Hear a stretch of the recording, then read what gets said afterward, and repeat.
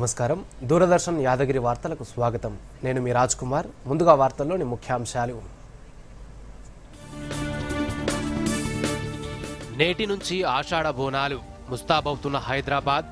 గోల్కొండ జగదాంబికకు తొలి బోనం. నెల రోజుల పాటు జరగనున్న వేడుకలు. విద్యా వ్యాపారాన్ని నియంత్రించాలని అధికారులకు సీఎం రేవంత్ రెడ్డి ఆదేశం. పాత ఫీజులతోనే ఇంజనీరింగ్ కౌన్సిలింగ్ నిర్వహించాలని పునరుద్ఘాటన. యూరియా సరఫరాలో కేంద్రం కోత విధిస్తోందన్న మంత్రి తుమ్మల నాగేశ్వరరావు. రాష్ట్ర అవసరాలకు సరిపడా తెప్పించేలా చొరవ చూపాలంటూ కిషన్ రెడ్డికి లేఖ. సాగునీటి ప్రాజెక్టుల పురోగతి, నిధుల సేకరణపై మంత్రి ఉత్తమ్ సమీక్ష. 1800 కోట్లతో డిండి ప్రాజెక్టు టెండర్లు ఆహ్వానించినట్టు వెల్లడి. కేంద్ర మంత్రివర్గం కీలక నిర్ణయాలు. ఆగ్రాలో దక్షిణాసియా పొటాటో ప్రాంతీయ కేంద్రం, పూణే మెట్రో 2వ దశకు ఆమోదం. అంతరిక్షంలో విజయవంతంగా కొనసాగుతున్న యాక్సియం 4 ప్రయాణం. నేడు ఐఎస్ఎస్లోకి అడుగుపెట్టనున్న శుభాంశు శుక్లా. హిమాచల్ ప్రదేశ్లో ఆకస్మిక వరదలు. 2 మృతి, 20 మంది గల్లంతు. తెలంగాణ సహా పలు రాష్ట్రాలకు 3 రోజుల వర్ష సూచన. ఇక వార్తల్లోని వివరాలను చూద్దాం. రాష్ట్రంలో విద్యా వ్యవస్థను మరింత పటిష్టం చేయాలని అధికారులను సీఎం రేవంత్ రెడ్డి ఆదేశించారు. హైదరాబాద్లోని కమాండ్ కంట్రోల్లో విద్యాశాఖపై ఉన్నతాధికారులతో సీఎం రేవంత్ రెడ్డి సమీక్షా సమావేశం నిర్వహించారు. సీఎం సలహాదారుడు వేం నరేందర్ రెడ్డి, విద్యాశాఖ ఉన్నతాధికారులు పాల్గొన్నారు. ఈ ఏడాది ప్రైవేట్ పాఠశాలల నుంచి 48,000 మంది విద్యార్థులు ప్రభుత్వ బడుల్లో చేరారని సీఎంకు అధికారులు వివరించారు. 10వ తరగతిలో ఉత్తీర్ణులవుతున్న విద్యార్థులకు ఇంటర్లో చేరుతున్న విద్యార్థుల సంఖ్యకు మధ్య తేడా ఎందుకు ఎక్కువగా ఉందని అధికారులను ముఖ్యమంత్రి ప్రశ్నించారు. కలెక్టర్లు, అదనపు కలెక్టర్లు, జాయింట్ కలెక్టర్లు వారానికి 2 పాఠశాలలను సందర్శించాలని ఆదేశించారు. పాఠశాలల్లో అవసరమైన మేర గదులను నిర్మించాలని, సోలార్ కిచెన్లను ఏర్పాటు చేయాలని చెప్పారు. 10వ తరగతి ఉత్తీర్ణులైన ప్రతి ఒక్కరూ ఇంటర్మీడియట్లో చేరేలా చర్యలు తీసుకోవాలని సూచించారు.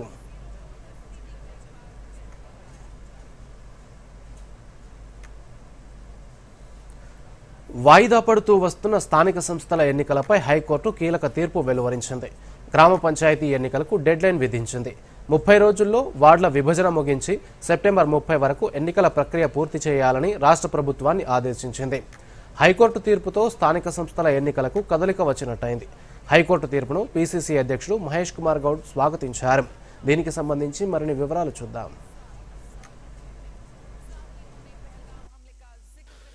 స్థానిక సంస్థల ఎన్నికలు నిర్వహించకపోవడాన్ని సవాల్ చేస్తూ పలువురు మాజీ సర్పంచులు దాఖలు చేసిన పిటిషన్పై విచారణ చేపట్టిన జస్టిస్ మాధవీదేవి తీర్పు వెలువరించారు. గ్రామ సర్పంచ్ల పదవీ కాలం ముగిసి 1.5 ఏడాదిన్నర అవుతున్నా ఇప్పటికీ పంచాయతీలకు ఎన్నికలు నిర్వహించకుండా ప్రభుత్వం జాప్యం చేస్తోందని పిటిషనర్ల తరపు న్యాయవాదులు వాదనలు వినిపించారు. 1.5 ఏడాదిన్నరగా స్థానిక సంస్థల ఎన్నికల నిర్వహణలో జాప్యం ఎందుకని ప్రభుత్వాన్ని, ఎన్నికల సంఘాన్ని హైకోర్టు ధర్మాసనం ప్రశ్నించింది. రాష్ట్ర ప్రభుత్వం తరపున అదనపు అడ్వకేట్ జనరల్ ఇమ్రాన్ ఖాన్ వాదనలు వినిపిస్తూ సుప్రీంకోర్టు తీర్పు ప్రకారం స్థానిక సంస్థల్లో బీసీ రిజర్వేషన్లు ఖరారు చేసి ఎన్నికల ప్రక్రియ చేపట్టాల్సి ఉందన్నారు. ఈ ప్రక్రియ పూర్తి కావడానికి మరో 1 నెల రోజుల గడువు అవసరమని కోరారు. రిజర్వేషన్లు ఖరారు చేయాల్సిన బాధ్యత రాష్ట్ర ప్రభుత్వానిదేనని, ఇది పూర్తి కాగానే ఎన్నికల ప్రక్రియ ప్రారంభిస్తామని, దీనికి 2 నెలల సమయం పడుతుందని ధర్మాసనానికి ఎన్నికల సంఘం తరపున సీనియర్ న్యాయవాది విద్యాసాగర్ తెలిపారు. ఈ అభ్యర్థనలను పరిగణలోకి తీసుకున్న హైకోర్టు ధర్మాసనం సెప్టెంబర్ 30లోగా స్థానిక సంస్థల ఎన్నికలు నిర్వహించాలని తీర్పు వెలువరించింది. గత ఏడాది జనవరిలో గ్రామ పంచాయతీల పాలక వర్గం గడువు ముగిసింది. దాదాపు 17 నెలలుగా పాలక వర్గాలు లేకుండా ప్రత్యేక అధికారుల పాలనలోనే గ్రామ పంచాయతీలు కొనసాగుతున్నాయి. అయితే కామారెడ్డి డిక్లరేషన్లో పేర్కొన్న విధంగా బీసీలకు 42% రిజర్వేషన్లు కల్పించాకే స్థానిక సంస్థల ఎన్నికలు నిర్వహిస్తామని ప్రభుత్వం పేర్కొంది. దీనికి అనుగుణంగా రాష్ట్ర వ్యాప్తంగా కులగణన సర్వే నిర్వహించి అసెంబ్లీలో తీర్మానం పాస్ చేయించి కేంద్రానికి పంపింది. రాష్ట్ర వ్యాప్తంగా 12,751 గ్రామ పంచాయతీలు, 5,817 ఎంపీటీసీలు, 538 జడ్పీటీసీలు, 32 జిల్లా పరిషత్లు ఉన్నాయి. గ్రామ పంచాయతీల పాలక మండలి గత ఏడాది జనవరి 20న ముగియగా సర్పంచ్ల స్థానంలో ప్రత్యేక అధికారులను రాష్ట్ర ప్రభుత్వం తీసుకొచ్చింది. అలాగే గత ఏడాది జూలై 4న 32 జిల్లా పరిషత్లు, 538 మండల పరిషత్ పాలక మండళ్ల పదవీకాలం ముగిసింది. వీటితో పాటు మున్సిపాలిటీలకు కూడా ఎన్నికలు నిర్వహించాల్సి ఉన్నా రాష్ట్ర ప్రభుత్వం వాయిదా వేస్తూ వస్తోంది. మంత్రివర్గ విస్తరణ తర్వాత స్థానిక సంస్థల ఎన్నికల షెడ్యూల్ వెలువడుతుందని లీకులు వచ్చినా అది జరగలేదు. బీసీ రిజర్వేషన్ల పెంపు జాప్యమే దీనికి కారణంగా తెలుస్తోంది. హైకోర్టు తీర్పుతో స్థానిక సంస్థల ఎన్నికలకు ప్రభుత్వం సిద్ధమవుతోంది. బీసీలకు ఇచ్చిన హామీ మేరకు 42% రిజర్వేషన్ల అమలుపై కసరత్తు చేస్తోంది. రిజర్వేషన్లు 50% దాటొద్దన్న సుప్రీంకోర్టు నిబంధనతో మల్లగుల్లాలు మొదలయ్యాయి. బీసీలకు 42% రిజర్వేషన్లకు గ్రీన్ సిగ్నల్ రాకపోతే పార్టీ పరంగా రిజర్వేషన్లు చేయనున్నారు. 42% మంది బీసీలకు టికెట్లు ఇచ్చే ఆలోచనలో కాంగ్రెస్ ఉన్నట్టు తెలుస్తోంది. ఇప్పటికే మీనాక్షి నటరాజన్తో పాటు అధిష్టానంతో పలు దఫాలుగా చర్చలు కూడా జరిగాయి. 2-3 రోజుల్లో రిజర్వేషన్లపై విధానం ప్రకటించే అవకాశం ఉన్నట్టు తెలుస్తోంది. మరోవైపు బీసీ రిజర్వేషన్లు ఖరారు చేశాకే ఎన్నికలకు వెళ్లాలని విపక్షాలు డిమాండ్ చేస్తున్నాయి. కాగా హైకోర్టు తీర్పును పీసీసీ అధ్యక్షుడు మహేష్ కుమార్ గౌడ్ స్వాగతించారు. 4 నెలల క్రితమే స్థానిక సంస్థల ఎన్నికలు జరగాల్సి ఉందని, కానీ బీసీలకు 42% రిజర్వేషన్లు ఇచ్చే ఎన్నికలకు పోవాలనుకోవడంతో ఆలస్యమైందన్నారు. ఎస్సీ వర్గీకరణ, బీసీ రిజర్వేషన్ల పెంపుపై అసెంబ్లీ తీర్మానం చేసి కేంద్రానికి పంపించామని, అక్కడ పెండింగ్లో ఉందన్నారు. స్థానిక సంస్థల ఎన్నికల నిర్వహణపై కేబినెట్లో నిర్ణయం తీసుకుంటారని చెప్పారు. 42% రిజర్వేషన్లతోనే ఎన్నికలకు వెళ్తామని మహేష్ కుమార్ గౌడ్ స్పష్టం చేశారు. Bureau report, Doordarshan news. హైదరాబాద్లోని జలసౌధలో నీటిపారుదల శాఖ మంత్రి ఉత్తమ్ కుమార్ రెడ్డి అధ్యక్షతన ఇరిగేషన్ ప్రాజెక్టుల పురోగతి, నిధుల సేకరణ, కాళేశ్వరం కమిషన్ రిపోర్టుపై సమీక్ష నిర్వహించారు. ఈ సమావేశంలో ఇరిగేషన్ సెక్రటరీ రాహుల్ బొజ్జా, సలహాదారు Adityanath Das, engineer in chief G Anil Kumar, ఇతర ఉన్నతాధికారులు పాల్గొన్నారు. కాళేశ్వరం లిఫ్ట్ ఇరిగేషన్ ప్రాజెక్టుకు సంబంధించి నేషనల్ డ్యామ్ సేఫ్టీ అథారిటీ కోరిన రిపోర్టుపై ప్రధానంగా చర్చ జరిగింది. మేడిగడ్డ, అన్నారం, సుందిళ్లపై ఎన్డీఎస్ఏ సిఫార్సుల అమల్లో ఆలస్యం తగదన్నారు. కేంద్ర జలసంఘం మార్గదర్శకాల మేరకు మరమ్మతులు చేయాలని అధికారులను ఆదేశించారు. శ్రీశైలం లెఫ్ట్ బ్యాంక్ కెనాల్ సొరంగం పనుల కోసం జాతీయ స్థాయి నిపుణులతో కమిటీ ఏర్పాటు, వేగంగా పనులు పూర్తి చేయడానికి ప్రణాళిక రూపొందించేలా సూచనలు చేశారు. సింగూర్, డిండి ప్రాజెక్టుల భూసేకరణ పురోగతిపై వివరాలు తెలుసుకున్నారు. సింగూర్ ప్రాజెక్టు కోసం బస్వాపూర్ నుంచి వట్టెం, ఏదుల కాల్వల నిర్మాణంపై అధికారులకు పలు కీలక సూచనలు చేశారు. 1800 కోట్ల రూపాయలతో డిండి ప్రాజెక్టు టెండర్లను ఆహ్వానించినట్టు తెలిపారు.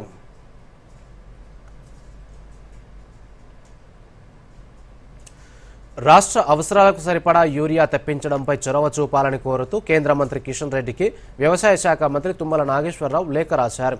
రాష్ట్రానికి నెలవారీ కేటాయించిన ఎరువుల కంటే కేంద్రం తక్కువగా పంపిణీ చేసిందని, ఈ పరిస్థితి ఇలాగే కొనసాగితే రాబోయే నెలల్లో రైతులు ఇబ్బందులు ఎదుర్కొనే అవకాశం ఉందని ఆందోళన వ్యక్తం చేశారు. రైతుల అవసరాలను దృష్టిలో ఉంచుకొని 1 నెల ముందుగానే సరిపడా యూరియా నిల్వలను రాష్ట్రంలో అందుబాటులో ఉండేలా రాష్ట్ర ప్రభుత్వం అన్ని చర్యలు తీసుకుంటుందని తెలిపారు. అయినప్పటికీ ఈ విషయంలో కేంద్రం నుంచి సహకారం లభించడం లేదన్నారు.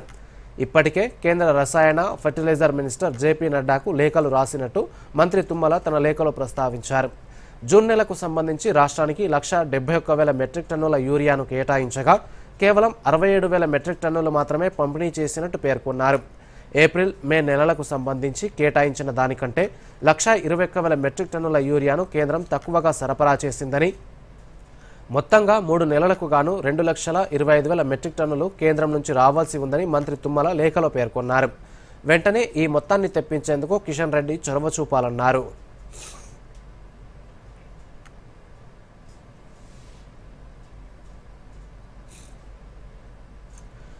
తెలంగాణ ఆషాఢ మాసం బోనాలు నేటి నుంచి అట్టహాసంగా ప్రారంభం కాబోతున్నాయి. భక్తులు పెద్ద ఎత్తున వేడుకకు హాజరు కానున్న నేపథ్యంలో అధికారులు అన్ని ఏర్పాట్లు చేస్తున్నారు. చారిత్రాత్మక గోల్కొండ కోట జగదాంబిక మహంకాళి ఎల్లమ్మ ఆలయంలో ప్రారంభమయ్యే తెలంగాణ ఆషాఢ మాసం బోనాలు 1 రోజుల పాటు జరుగుతాయి. పూజల ప్రారంభోత్సవంలో భాగంగా మొదటి రోజు లంగరౌజ్ చౌరస్తా నుంచి అమ్మవారి తొట్టెల ఊరేగింపు నిర్వహిస్తారు. చోటా బజార్లోని ఆలయం పూజారి ఇంటి నుంచి అమ్మవారి విగ్రహం, ఘట్టం ఊరేగింపు, బంజారా దర్వాజా నుంచి మొదటి బోనం ఊరేగింపు నిర్వహిస్తారు. ఈ సందర్భంగా గోల్కొండ కోట వద్ద నీటి ట్యాంకర్లు, క్యూలైన్ల కోసం తాత్కాలిక బారికేడ్ల నిర్మాణాలు చేపట్టారు. ఆలయానికి వెళ్లే దారిలో రోడ్లకు మరమ్మతులు చేశారు. అయితే బోనాల సందర్భంగా ముఖ్యమంత్రి రేవంత్ రెడ్డి రాష్ట్ర ప్రజలకు శుభాకాంక్షలు తెలిపారు. ఆషాఢ మాసం బోనాల ఉత్సవాలతో రాష్ట్రంలో పండుగ వాతావరణం మొదలవుతుందన్నారు. తెలంగాణ సంస్కృతి సంప్రదాయాలకు ప్రతీకగా నిలిచే బోనాల పండుగను ప్రతి ఒక్కరూ భక్తి శ్రద్ధలతో జరుపుకోవాలని ఆకాంక్షించారు. భక్తుల సదుపాయాల కోసం రాష్ట్ర ప్రభుత్వం 20 కోట్ల రూపాయల నిధులు విడుదల చేస్తుందన్నారు.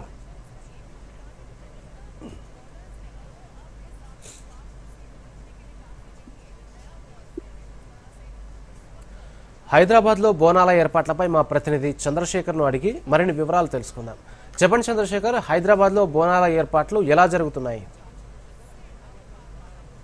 రాజకుమార్, ఆషాఢ మాసం వచ్చిందంటే చాలు జంటనగర్ ప్రజలు బోనాల పండుగ జోష్ మొదలవుతుంది. అదే విధంగా ఇప్పటి వరకు మనం చూసినట్టయితే జంటనగరంలో ఉన్నటువంటి అమ్మవారి ఆలయాలకు కానీ కొన్ని ప్రాంతాల్లో రంగులు వేసి అందంగా ముస్తాబు చేశారు. అదేవిధంగా రాత్రిపూట విద్యుత్ కాంతులు వెదజల్లే విధంగా తీర్చిదిద్దారు. అయితే జంటనగర్లో ప్రధానంగా ఈ రోజు ప్రారంభమైనటువంటి బోనాల ఉత్సవాలు వచ్చే నెల 27 వరకు కొనసాగుతాయి. మొత్తం దాదాపు నెల రోజుల పాటు ఈ బోనాల ఉత్సవాలు కొనసాగుతాయి. ఈ జూలై 13న సికింద్రాబాద్ శ్రీ ఉజ్జయిని మహాంకాళి టెంపుల్ జరిగే బోనాల వేడుకలో జంటనగరాలకే తలమానికంగా మనం చెప్పుకోవచ్చు. అదేవిధంగా జూలై 20న పాతబస్తీ సింహవాహిని అమ్మవారి లాల్ దర్వాజాలో ఉన్నటువంటి సింహవాహిని అమ్మవారి ఆలయంలో కూడా బోనాలు జరుగుతాయి. రాజ్ కుమార్, చంద్రశేఖర్, తొలి బోనం ఎక్కడ సమర్పించనున్నారు? దీనికి సంబంధించిన ఏర్పాట్లు ఎక్కడి వరకు వచ్చినాయి? రాజ్ కుమార్, ఇప్పుడు గోల్కొండలో ఉన్నటువంటి జగదాంబిక అమ్మవారికి తొలి బోనం ప్రభుత్వం తరఫున సమర్పిస్తారు. దీనికి సంబంధించినటువంటి రాష్ట్ర శాసనసభ స్పీకర్ ప్రసాద్ కుమార్ ఈ మధ్యాహ్నం లంగరోజు చౌరస్తా నుంచి గోల్కొండ వరకు ఊరేగింపుగా వచ్చేసి తొలి బోనం సమర్పిస్తారు. ఈ కార్యక్రమంలో రాష్ట్ర మంత్రులతో పాటు ఎమ్మెల్యేలు, ఇతర నాయకులు కూడా పాల్గొంటారు. అయితే ఇప్పటికే గోల్కొండ ప్రాంతంలో సర్వాంగ సుందరంగా తీర్చిదిద్దారు. అమ్మవారికి సంబంధించినటువంటి మెట్లన్నిటికీ కూడా నిన్నటి నుంచే భక్తులు పూజలు ప్రారంభించారు. ఈ ఉదయం నుంచే భక్తులు బోనాలు సమర్పిస్తున్నారు. అదేవిధంగా ఇక్కడ కనుక మనం చూసినట్లయితే భక్తులకు ఎలాంటి ఇబ్బందులు కలగకుండా అధికారులు అన్ని రకాల ఏర్పాట్లు చేశారు. రాజ్ కుమార్, చంద్రశేఖర్, బోనాల నేపథ్యంలో భద్రతకు, ట్రాఫిక్ కు సంబంధించి పోలీస్ విభాగం, ట్రాఫిక్ విభాగం తీసుకుంటున్న చర్యలు ఏమిటి? బోనాల వేడుకల్లో ఎలాంటి ఇబ్బందులు తలెత్తకుండా పోలీసులు ఇప్పటికే కట్టుదిట్టమైనటువంటి చర్యలు తీసుకున్నారు. భద్రతా పరంగా అనేకమైనటువంటి చర్యలు తీసుకున్నారు. అదేవిధంగా గోల్కొండ చుట్టుపక్కల ఎక్కడ కూడా ట్రాఫిక్ జామ్ కాకుండా వాహనాల రాకపోకలను మళ్లిస్తున్నారు. అదేవిధంగా ఈ ఊరేగింపు జరిగే ప్రాంతాల్లో ట్రాఫిక్ ఇతర మార్గాల గుండా మళ్లిస్తున్నారు. అయితే ఎక్కడ కూడా భక్తులకు ఎలాంటి ఇబ్బందులు జరగకుండా పోలీసులు అన్ని రకాల చర్యలు తీసుకుంటున్నారు. రాజ్ కుమార్, ధన్యవాదాలు చంద్రశేఖర్. ఇప్పుడు ప్రకటనలు.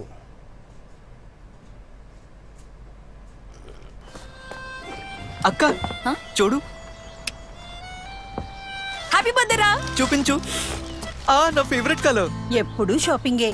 నాకు తెలుసమ్మా, ఖర్చు పెట్టే వయసు ఇదే మరి, రైట్? సేవింగ్ కి కూడా ఇదే వయసు. నాకు తెలుసు నాన్న.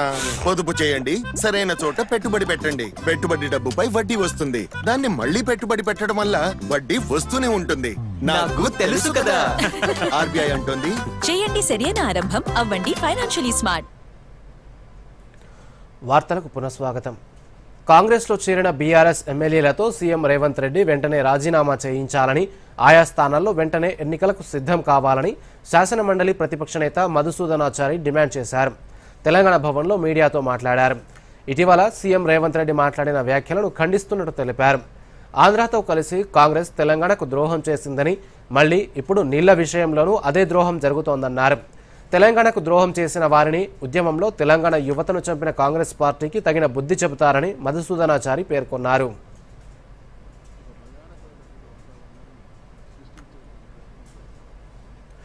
నటుడు మంచు విష్ణుకు చెందిన కార్యాలయాల్లో కేంద్ర జీఎస్టీ ఇంటెలిజెన్స్ విభాగం చేపట్టిన తనిఖీలు ముగిశాయి. మాదాపూర్, కావూరి హిల్స్లోని ఆయన ఆఫీసుల్లో తనిఖీ చేసిన 2 బృందాలు కన్నప్ప సినిమాకు సంబంధించిన పలు రికార్డులను అధికారులు స్వాధీనం చేసుకున్నారు. పన్ను ఎగవేత జరిగినట్టు ప్రాథమికంగా గుర్తించారు. దీనిపై మంచు విష్ణు స్పందిస్తూ జీఎస్టీ తనిఖీలపై ఎలాంటి అభ్యంతరం లేదని, తామేమీ దాచిపెట్టడం లేదన్నారు. ఎక్కడెక్కడ అప్పులు చేశామో దర్యాప్తులో తెలుస్తుందన్నారు.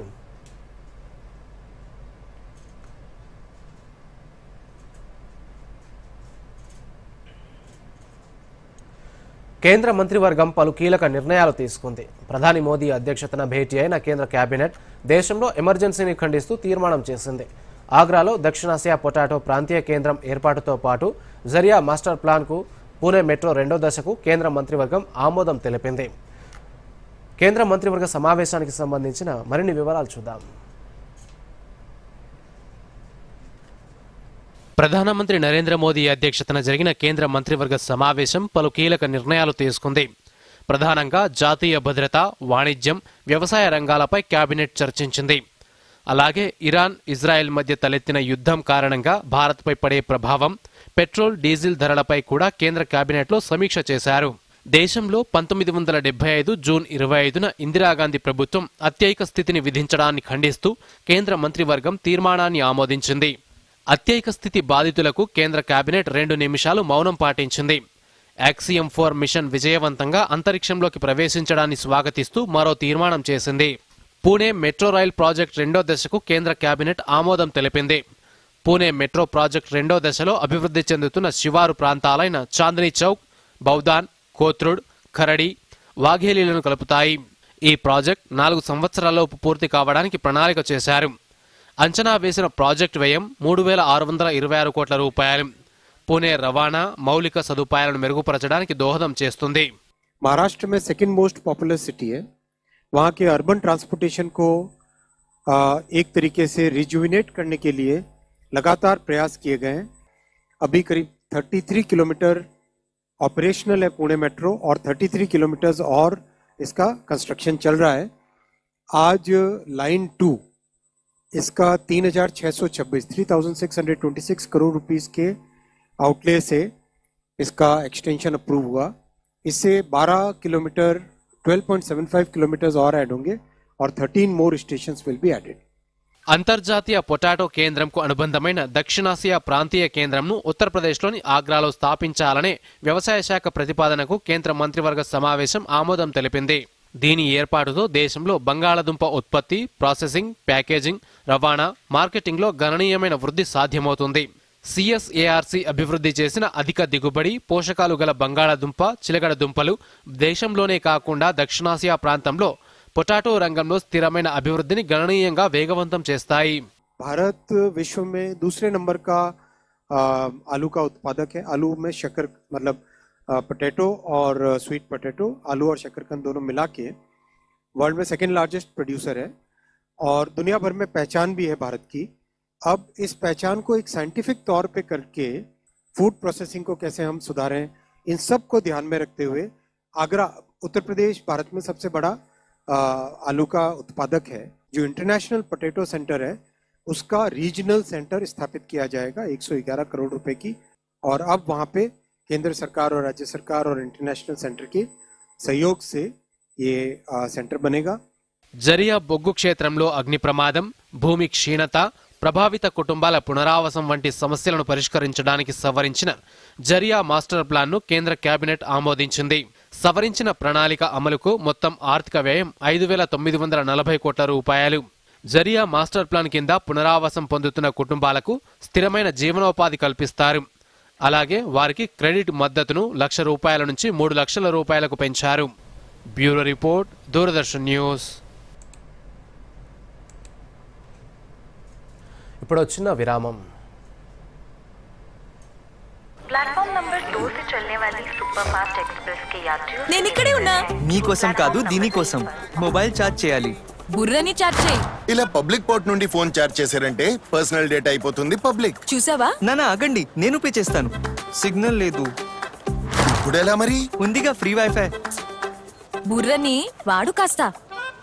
పేమెంట్స్ కోసం నో ఓపెన్ వైఫై అంటే మోసాలకి చెప్పే బాయ్ బాయ్. ఆర్బీఐ అంటుంది చేయండి సరైన ఆరంభం, అవ్వండి ఫైనాన్షియలీ స్మార్ట్. వార్తలకు పునఃస్వాగతం. పాకిస్తాన్కు గూఢచర్యం చేస్తున్న ఓ ఉద్యోగిని పోలీసులకు పట్టుబడ్డాడు. ఢిల్లీలోని నేవీ హెడ్ క్వార్టర్స్లో క్లర్క్గా పనిచేస్తున్న హర్యానాకు చెందిన ఉద్యోగిని రాజస్థాన్ సిఐడి పోలీసులు అరెస్ట్ చేశారు. కొన్నేళ్లుగా అతడు పాకిస్తాన్ ఇంటెలిజెన్స్ ఏజెన్సీ ఐఎస్ఐకి సమాచారం చేరవేస్తున్నట్టు గుర్తించారు. సోషల్ మీడియా వేదికగా అతడి అనుమానాస్పద కార్యకలాపాలు గుర్తించిన రాజస్థాన్ ఇంటెలిజెన్స్ పోలీసులు ఢిల్లీలో అతడిని అదుపులోకి తీసుకున్నారు. అతడి ఫోన్ను స్వాధీనం చేసుకుని తనిఖీ చేయగా భారత నేవీ, ఇతర రక్షణ దళాలకు చెందిన చాలా సున్నితమైన సమాచారం పాకిస్తాన్కు చెందిన ఓ మహిళా హ్యాండ్లర్కు చేరవేసినట్టు వెల్లడైంది. డబ్బులు తీసుకుని కీలక సమాచారం చేరవేసినట్టు గుర్తించారు. పాక్ ఇంటెలిజెన్స్ ఏజెన్సీకి చెందిన ఓ మహిళతో నిందితుడు సోషల్ మీడియాలో నిరంతరం సంప్రదింపులు జరుపుతున్నట్టు తాము గుర్తించామని రాజస్థాన్ సిఐడి ఐజీ విష్ణుకాంత్ గుప్తా తెలిపారు. ప్రియా శర్మగా పరిచయం చేసుకున్న సదరు పాక్ హ్యాండ్లర్ నిందితుడికి డబ్బు ఆశ చూపి రహస్య సమాచారం తీసుకుంటున్నట్టు తెలిపారు. విశాల్ యాదవ్ను అరెస్ట్ చేసి జైపూర్లో పలు కేంద్ర ఇంటెలిజెన్స్ ఏజెన్సీలు, రాజస్థాన్ పోలీసులు విచారిస్తున్నట్టు చెప్పారు. ఈ గూఢచర్యంలో ఇతరుల పాత్రలు, ఎలాంటి సమాచారం చేరవేశాడో తెలుసుకునే ప్రయత్నం చేస్తున్నామన్నారు. సోషల్ మీడియా వేదికగా ఇలాంటి కార్యకలాపాలు ఎక్కువవుతున్న నేపథ్యంలో అనుమానాస్పద చర్యలపై ప్రజలు నిరంతరం జాగ్రత్తగా ఉండాలని, వెంటనే సమాచారం పంచుకోవాలని సెక్యూరిటీ ఏజెన్సీలు సూచించాయి.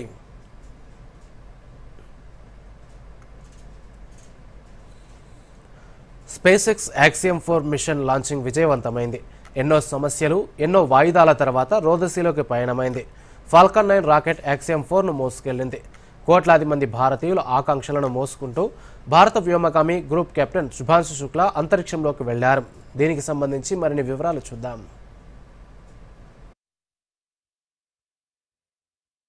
ఫ్లోరిడాలోని నాసా కెనెడీ స్పేస్ సెంటర్లో భారత కాలమానం ప్రకారం మధ్యాహ్నం 12:01 చేపట్టిన ఫాల్కన్ 9 రాకెట్ యాక్సియం 4ను విజయవంతంగా అంతరిక్షంలోకి తీసుకెళ్లింది. కొన్ని నిమిషాల తర్వాత వీరు ప్రయాణిస్తున్న వ్యోమనౌక రాకెట్ నుంచి విడిపోయి భూకక్షలోకి ప్రవేశించింది. 28 గంటల ప్రయాణం తర్వాత గురువారం సాయంత్రం 4:30 వ్యోమనౌక ఐఎస్ఎస్తో అనుసంధానమవుతుంది. అనేక దఫాలుగా వాయిదా పడిన ఈ ప్రయోగంలో సమస్యలను పరిష్కరించి నేడు నింగిలోకి పంపారు. ఇందులో నాసా వ్యోమగామి పెగ్గీ విట్సన్, భారత్కు చెందిన శుభాంశు శుక్లా, పోలాండ్కు చెందిన స్లావోస్ ఉజ్నాన్కి, హంగేరీకి చెందిన టబోర్ ఉన్నారు. 41 ఏళ్ల తర్వాత భారత వ్యోమగామి శుభాంశు శుక్లా రోదసీ యాత్రకు బయలుదేరారు. రాకేష్ శర్మ తర్వాత అంతరిక్షంలో అడుగుపెట్టనున్న రెండో భారతీయుడిగా శుభాంశు శుక్లా రికార్డులకెక్కనున్నారు. 1984 ఏప్రిల్ 3న సోవియట్ యూనియన్కు చెందిన సోయజ్ T-11 రాకెట్ ద్వారా మరో 2 రష్యన్ వ్యోమగాములతో కలిసి బైకనూర్ అంతరిక్ష కేంద్రం నుంచి అంతరిక్షంలోకి వెళ్లాడు రాకేష్ శర్మ. ఆయన తర్వాత ఇప్పుడు శుభాంశు శుక్లా రోదసీలోకి వెళ్లారు. వ్యోమనౌకలోకి వెళ్లడానికి ముందు శుభాంశు తనకు ఎంతో ఇష్టమైన ఫైటర్ సినిమాలోని వందే మాతరం అనే పాటను విన్నారు. ప్రయోగం అనంతరం ఫాల్కన్ 9 రాకెట్లోని వ్యోమనౌక నుంచి మాట్లాడారు. నా ప్రియమైన దేశ ప్రజలకు నమస్కారం. మీరందరూ ఈ ప్రయాణంలో భాగం కావాలని నేను కోరుకుంటున్నాను. నాతో పాటు మీరు కూడా గర్వంతో ఉప్పొంగాలి. భారతదేశ మానవ అంతరిక్ష కార్యక్రమాన్ని ప్రారంభిద్దాం. జై హింద్, జై భారత్ అని చెప్పారు. ఐఎస్ఎస్లో శుభాంశు బృందం 14 రోజుల పాటు ఉంటుంది. భారరహిత స్థితిలో పలు ప్రయోగాలు నిర్వహించడంతో పాటు ప్రధాని మోదీ, పాఠశాల విద్యార్థులు, ఇతరులతో అక్కడి నుంచి ముచ్చటిస్తారు.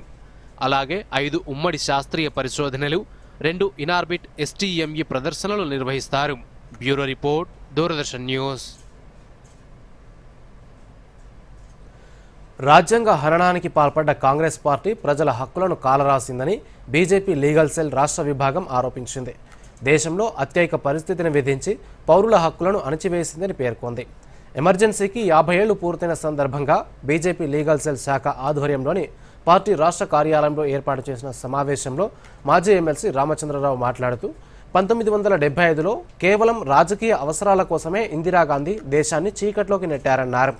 దేశ ప్రజలను ఎమర్జెన్సీ పేరిట నియంత్రించారని, హక్కులపై పోరాడిన వారందరినీ కటకటాల వెనక్కు పంపారన్నారు. దీనిని వ్యతిరేకిస్తూ చాలామంది ఎమర్జెన్సీకి వ్యతిరేకంగా పోరాడారని గుర్తు చేశారు. బీజేపీ రాష్ట్ర లీగల్ సెల్ కన్వీనర్ రామారావు మాట్లాడుతూ కాంగ్రెస్ పాలకులు అధికారం కోసం ఎంతకైనా తెగిస్తారనడానికి ఎమర్జెన్సీ సాక్ష్యంగా నిలిచిందన్నారు. కేంద్ర ప్రభుత్వ లా ప్యానెల్ కౌన్సిల్ సభ్యుడు డాక్టర్ జనార్దన్ గౌడ్ మాట్లాడుతూ అప్పటి ప్రధాని ఇందిరాగాంధీ రాజ్యాంగాన్ని అంతం చేసి చీకటి రాజ్యంలో పాలన సాగించారని విమర్శించారు.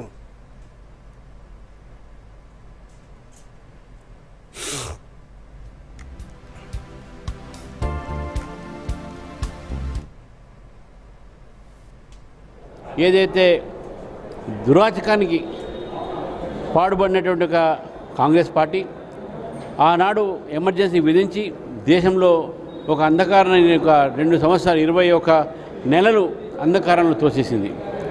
ఆ ఎమర్జెన్సీ కూడా అలహాబాద్లో హైకోర్టులో ఓడిపోయిన తర్వాత సుప్రీంకోర్టులో కొన్ని ఆంక్షలు పెట్టిన తర్వాత శ్రీమతి గాంధీ గారు ఈ ఎమర్జెన్సీని విధించి దేశానికి ఈ యొక్క రాజ్యాంగానికి ప్రజాస్వామ్యానికి నల్ల మచ్చ తీసుకోవడం జరిగింది. సోషలిస్ట్ నాయకులందరినీ కూడా జైల్లో పెట్టి ప్రజాస్వామ్యాన్ని కూని చేసి మొత్తం ఒక పోలీసు వ్యవస్థను ఏర్పాటు చేసిండ్రు.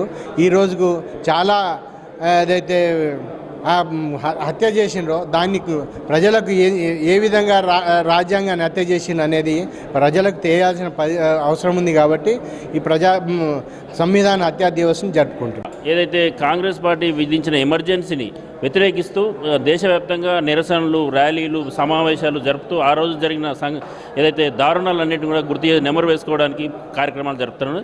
అందులో భాగంగానే ఈరోజు బీజేపీ లీగల్ సెల్ కూడా ఈ కార్యక్రమం నిర్వహిస్తారు.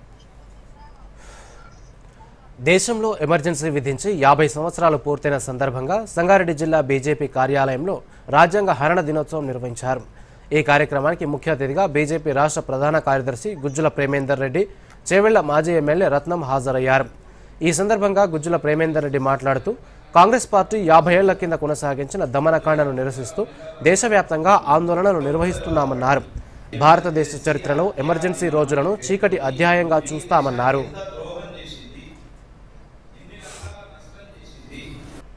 भारत माता की जय, भारत माता की जय श्री राम.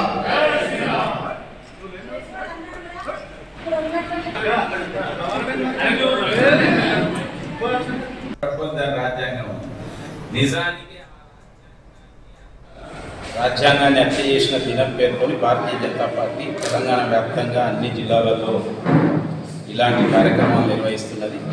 రేపు ఎల్లుండి అనేక చోట్ల యువజన సమ్మేళనాలు మండల స్థాయిలో అనేక చోట్ల ఉన్నాయి. యువతకు కూడా ఈ కాంగ్రెస్ పార్టీ యొక్క అరాచకాల గురించి, కాంగ్రెస్ పార్టీ రాజ్యాంగాన్ని ఎట్లా హత్య చేసింది, రాజ్యాంగ విలువలను ఎట్లా దెబ్బతీసింది, అనేక సార్లు రాజ్యాంగానికి మరి తూర్పు. కేంద్ర ప్రభుత్వం నగరాల్లో గ్రీన్ బెల్ట్లను అభివృద్ధి చేసే లక్ష్యంతో ప్రవేశపెట్టిన నగర్ వన్ యోజన పథకంలో భాగంగా మహబూబ్ నగర్, మయూరి పార్క్లో అభివృద్ధి కార్యక్రమాలు వేగవంతంగా కొనసాగుతున్నాయని మహబూబ్ నగర్ జిల్లా అటవీ శాఖ అధికారి సత్యనారాయణ తెలిపారు. మహబూబ్ నగర్ జిల్లా కేంద్రంలోని అటవీ శాఖ కార్యాలయంలో ఏర్పాటు చేసిన మీడియా సమావేశంలో మాట్లాడుతూ జిల్లా వ్యాప్తంగా వన మహోత్సవానికి ప్రణాళికలు సిద్ధం చేశామన్నారు. జిల్లాలో అటవీ ప్రాంతాల్లో మైనింగ్కు సంబంధించి 2 ఏళ్లుగా ఎలాంటి అనుమతులు ఇవ్వలేదన్నారు. వన్యప్రాణుల సంరక్షణకు ప్రత్యేకంగా చర్యలు తీసుకుంటున్నామని, వాటి సంరక్షణ కోసం 14 సోలార్ పవర్ బోర్లు ఏర్పాటు చేశామన్నారు.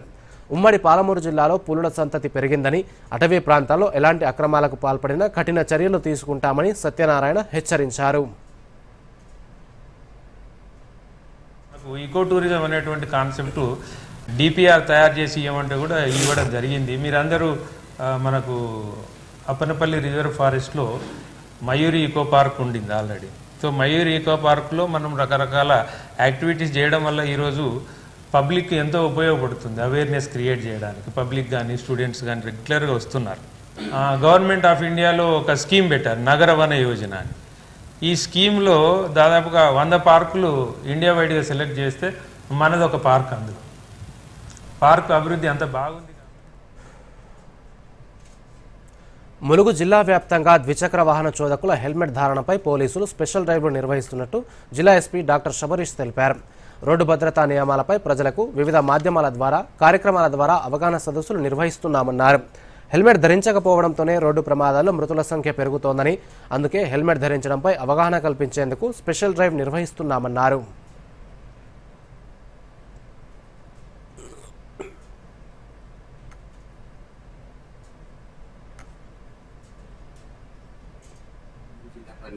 రోడ్ యాక్సిడెంట్స్ నుంచి అవుతున్న డెత్స్ అండ్ ఇంజరీస్ తగ్గించడానికి 2-3 డేస్ నుంచి helmet enforcement special drive conduct చేస్తున్నాం. దీంట్లో భాగంగా ప్రతి పోలీస్ స్టేషన్ పరిధిలో 4 to 5 టీమ్స్ ఫామ్ చేసి 24 hours హెల్మెట్ వైలేషన్ ఉన్న ఎన్ఫోర్స్మెంట్ కండక్ట్ చేస్తున్నాము. దీంట్లో భాగంగా లాస్ట్ 3 days నుంచి 3 lakh వరకు మొత్తం జిల్లాలో ఫైన్ ఇంపోజ్ చేయడం జరిగింది. మన ఆఫీసర్స్ విలేజ్ వైజ్ విజిట్ చేస్తూ వాళ్ళకి అవగాహన కల్పిస్తూ హెల్మెట్ ధరించుకోవడం మీ కుటుంబం కోసం అనేది వాళ్ళకి అవేర్నెస్ క్రియేట్ చేస్తున్నారు పబ్లిక్కి. హిమాచల్ ప్రదేశ్ను ఆకస్మిక వరదలు ముంచెత్తాయి. కుండపోత వర్షాల్లో లోతట్టు ప్రాంతాలు నీట మునిగాయి. వరదల్లో 2 వ్యక్తులు మృతి చెందగా 20 మంది గల్లంతయ్యారు. ఇందిరా ప్రియదర్శిని జల విద్యుత్ ప్రాజెక్టు సమీపంలోని లేబర్ కాలనీకి చెందిన కార్మికులు 20 మంది కొట్టుకుపోయారని అధికారులు తెలిపారు. మిగతా కార్మికులు సమీపంలోని తాత్కాలిక ఆవాసాల్లో ఆశ్రయం పొందుతున్నారన్నారు. భారీ వర్షాల కారణంగా ప్రాజెక్టు పనులను నిలిపివేసినట్టు చెప్పారు. వరద ప్రవాహ వేగంతో పాటు బియాస్, సట్లెజ్ నదుల్లో నీటి మట్టం అంతకంతకు పెరగడంతో స్థానికులు భయాందోళనకు గురవుతున్నారు. ఎస్డీఆర్ఎఫ్ దళాలు, స్థానిక అధికార యంత్రాంగం సహాయక చర్యల్లో నిమగ్నమయ్యాయి. మనాలి, చండీగఢ్ జాతీయ రహదారి బియాస్ నది ప్రవాహంతో పాక్షికంగా దెబ్బతింది. బంజర్ సబ్ డివిజన్లో ఓ వంతెన కొట్టుకుపోయింది. దాదాపు 7 జిల్లాల్లో జూన్ 29 దాకా భారీ వర్షాలు ఉంటాయని వాతావరణ శాఖ కార్యాలయం ఆరెంజ్ అలర్ట్ జారీ చేసింది. కాగా బంగాళాఖాతంలో అల్పపీడనం ఏర్పడే అవకాశం ఉందని వాతావరణ శాఖ తెలిపింది. ఈ ప్రభావంతో రానున్న 3 రోజుల పాటు తెలుగు రాష్ట్రాల్లో మోస్తరు నుంచి భారీ వర్షాలు కురిసే అవకాశం ఉందని పేర్కొంది. గంటకు 30 నుంచి 40 కిలోమీటర్ల వేగంతో ఈదురుగాలులు వీచే అవకాశం ఉందని వెల్లడించింది. దీంతో పలు జిల్లాలకు ముందస్తు హెచ్చరికలు జారీ చేసింది.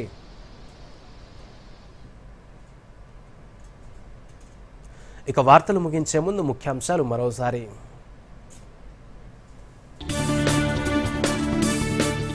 నేటి నుంచి ఆషాఢ బోనాలు. ముస్తాబవుతున్న హైదరాబాద్. గోల్కొండ జగదాంబికకు తొలి బోనం. నెల రోజుల పాటు జరగనున్న వేడుకలు. విద్యా వ్యాపారాన్ని నియంత్రించాలని అధికారులకు సీఎం రేవంత్ రెడ్డి ఆదేశం. పాత ఫీజులతోనే ఇంజనీరింగ్ కౌన్సిలింగ్ నిర్వహించాలని పునరుద్ఘాటన. యూరియా సరఫరాలో కేంద్రం కోత విధిస్తోందన్న మంత్రి తుమ్మల నాగేశ్వరరావు. రాష్ట్ర అవసరాలకు సరిపడా తెప్పించేలా చొరవ చూపాలంటూ కిషన్ రెడ్డికి లేఖ. సాగునీటి ప్రాజెక్టుల పురోగతి, నిధుల సేకరణపై మంత్రి ఉత్తమ్ సమీక్ష. 1800 కోట్లతో డిండి ప్రాజెక్టు టెండర్లు ఆహ్వానించినట్టు వెల్లడి. కేంద్ర మంత్రివర్గం కీలక నిర్ణయాలు. ఆగ్రాలో దక్షిణాసియా పొటాటో ప్రాంతీయ కేంద్రం, పూణే మెట్రో 2వ దశకు ఆమోదం. అంతరిక్షంలో విజయవంతంగా కొనసాగుతున్న యాక్సియం 4 ప్రయాణం. నేడు ఐఎస్ఎస్లోకి అడుగుపెట్టనున్న శుభాంశు శుక్లా. హిమాచల్ ప్రదేశ్లో ఆకస్మిక వరదలు. 2 మృతి, 20 మంది గల్లంతు. తెలంగాణ సహా పలు రాష్ట్రాలకు 3 రోజుల వర్ష సూచన.